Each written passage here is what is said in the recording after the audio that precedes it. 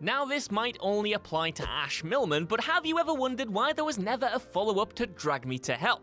Well, it's pretty simple really. Sam Raimi couldn't think of a good story for it. He says he was always open to it, but the idea just simply wasn't there, and that's just the way the cookie crumbles sometimes. As boring as that is, a lot of the time that lack of a creative spark is the reason why follow-ups to great movies never happen. But there are also some very interesting stories out there behind why we didn't get to see sequels that almost seemed guaranteed no-brainers. In these cases, it's not just a matter of the story not being there, and it isn't always just about money either, though it does play a big part in different ways, because sometimes tragedy just strikes, and movie projects end up being shelved indefinitely.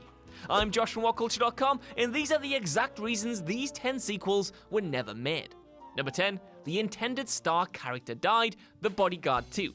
After Kevin Costner showed the world how to love in The Bodyguard, there were discussions in place to make a sequel that would bring him back with an even more famous client than Whitney Houston's fictional pop star. As confirmed by Costner quite recently, he had been in talks with none other than Princess Diana about the possibility of a sequel based around his experienced security man being assigned to her. And despite him falling for Houston's character in the first movie, Costner would have fallen for the princess in the follow-up. And there would have been, quote, a little bit of kissing, which apparently concerned Diana, whose life was governed pretty closely by the royal family. The talks for the sequel had been initiated by Sarah Ferguson, and we may have actually got to see the sequel were it not for the real-life tragedy of Diana's death. Chillingly, the first script had only arrived on Costner's desk the day before she was killed in a car crash in France on the 31st of August, 1997. Number 9, The Missing Magic, Ferris Bueller 2. Given how popular Ferris Bueller continues to be as a character, even when his good name has been dragged through the mud of advertising campaigns, you would have thought that we might have seen more of the character on the big screen. After all, there are few cinematic questions as compelling as how the notorious slacker turned out post-high school. The idea of a follow-up was entertained by John Hughes and star Matthew Broderick and would have followed Bueller in college or in his first job.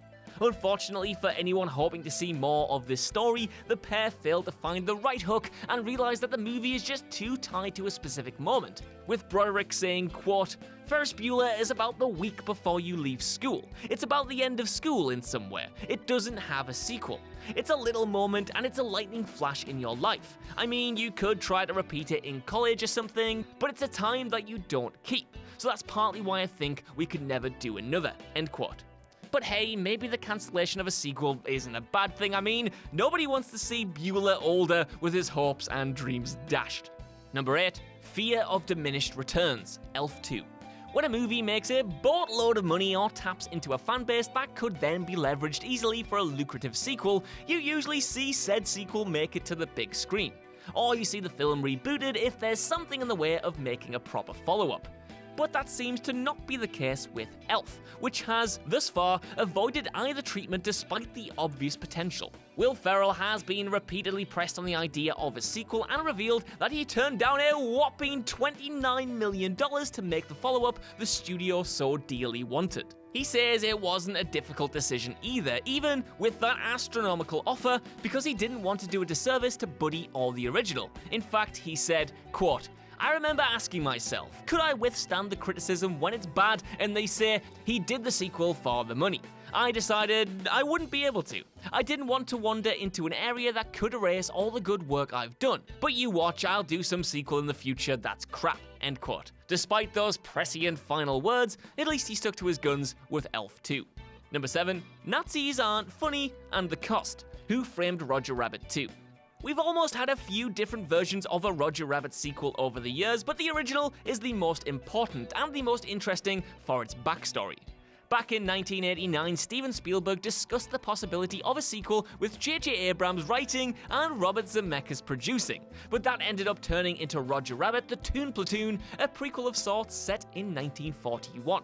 It would have seen animated characters teaming up with Roger in a platoon sent into Nazi-occupied Europe to rescue Roger's girlfriend, struggling actress Jessica Krupnik. It's a wild idea, but unfortunately Spielberg left the project because of his discomfort at satirizing Nazis after directing Schindler's List. Over the years, it then went through multiple rewrites and even got to the animation test stages. But a combination of the studio not liking the chosen medium, confusing given the success of the original, and then balking at the rising costs meant it hit the scrap heap. Number 6, Tomorrowland made no money. Tron 3. For a while there, it looked like we were going to get a third Tron movie after Tron Legacy gave the world some pretty good ideas, a great soundtrack, and a very smooth-faced fake Jeff Bridges. Even after that movie's uninspiring reception at the box office and with critics, plans rumbled on for a follow-up for way longer than you might have thought. As recently as late 2017, Jared Leto was still talking about starring in it, but star Garrett Hedlund seems to have different news on that front. He played Sam Flynn in the sequel, and according to him, the threequel's cancellation, which actually came about in 2015 officially, was partly because Brad Bird's Tomorrowland underperformed at the box office. The greatest tragedy there, of course, is that Tomorrowland is horribly underrated in general and deserves way more attention. Seriously, go watch it, it's great. In an interview with MTV's Happy Sad Confused podcast, Hedlund revealed the logic. Quote, "When the next Tron was supposed to start, we were greenlit and ready to go, and then Disney had troubles with how Tomorrowland did. And I think they asked them to give them like 100 reasons why they should do Tron 3, end quote. Number 5, it was too expensive, again, World War Z 2.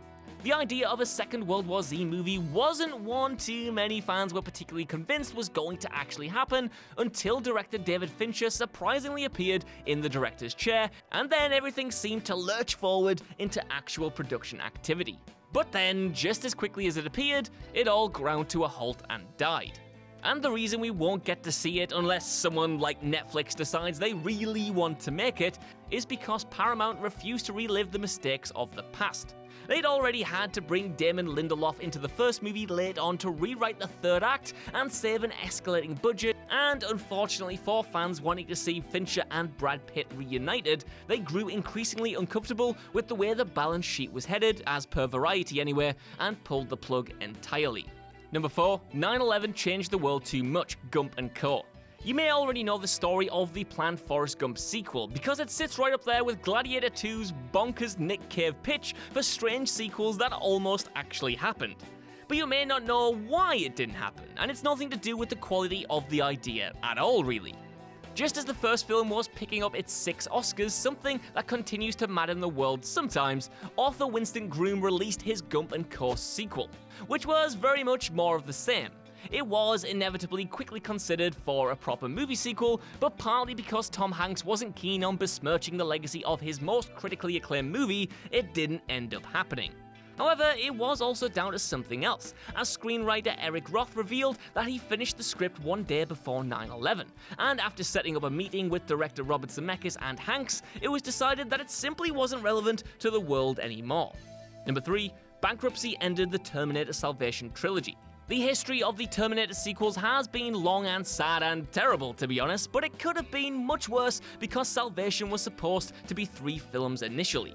The plan was to have a trilogy around Christian Bale's John Connor, but the Halcyon Company, who held the rights to the franchise, were forced to file for bankruptcy in 2009 because of a lawsuit from their financer due to payment problems. Halcyon tried to auction the rights desperately to raise some capital, but their price tag of $60 to $70 million was way too high, and the highest they got was from Joss Whedon, who apparently bid just $10,000 via a tongue-in-cheek open letter to the studio. Eventually, Pacifier, the hedge fund behind Halcyon's money troubles, picked up the rights for $29.5 million, but had no interest in actually making a Terminator movie, let alone the Salvation sequels, and by the time Megan Ellison of Annapurna Pictures bought them from the financiers, plans had fallen away and we got Genesis instead.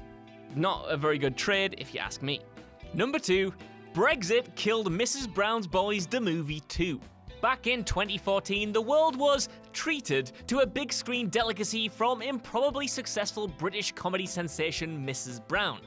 And no, she's not my mother. She's basically the creation of comedian Brendan O'Carroll, who dresses up as an outrageous old lady and says whatever she wants, while sometimes breaking the fourth wall and generally positioning herself as the UK's Medea. Yep, it's that bad. Somehow, the movie went on to become the 3rd highest grossing British or Irish film of 2014 domestically though, and O'Carroll announced a sequel was on the way. Tragically, by 2016 it had been put on ice because Brexit had rendered the whole thing too expensive.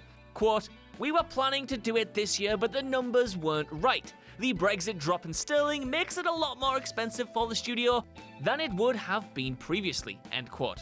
There are still plans, don't worry, but for now it's stuck in development hell. A shame that, said nobody in the entire world. Number 1. Bill Murray hated the pictures for the original Ghostbusters 3.